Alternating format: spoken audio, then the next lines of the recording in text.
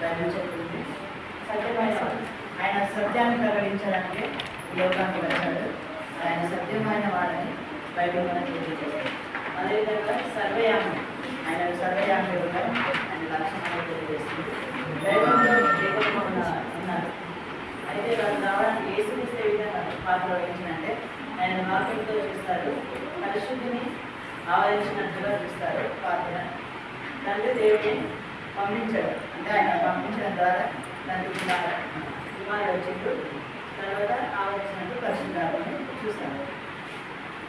దైవ మానవునిగా రావడానికి తండ్రి సహాయం చేస్తారు. అయితే వీరు స్వభావం ఒకటే కానీ వీరు పనులు లేవు. అయితే తండ్రి ఏ విధంగా వెళ్ళాలంటే దైవ మానవుని అంటే కుమారుని పంపించడంలో తండ్రి పాత్ర ఉంటుంది. మరి కుమారుని పాత్ర వచ్చేసి మరి తండ్రి చిత్తాన్ని నెరవేర్చడంలో కుమారుని పాత్ర ఉంటుంది. మరి పరిశుద్ధిని పాత్ర ఏమో మరి ఆ శిల్వను మనం శిల్వ యాగాన్ని చూసి మన పాపాల నుంచి దేవుడు రక్షించగలుగుతాడని మనల్ని పశ్చాత్తాపం ఒప్పింపబడే విధంగా ఆవరిస్తుంది. అంటే ఒప్పింపతత్వాన్ని పరిశుద్ధుడు మనకిస్తాడు. దేవుని స్వభావం ఒకటే కానీ వారి పనులు వేరు. దేవుడు మాత్రం ఒక్కడే కానీ వారు చేసే పనులు డిఫరెంట్.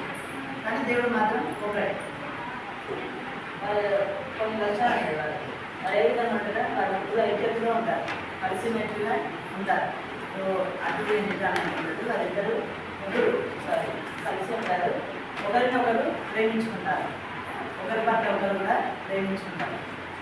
మరి పోటీ ఉండదు, వాళ్ళకు సహవాసంలో కలిసి ఉంటారు. వాళ్ళు ఎలాంటి తారతమ్యాలు కూడా ఉండవు. అయిపోలే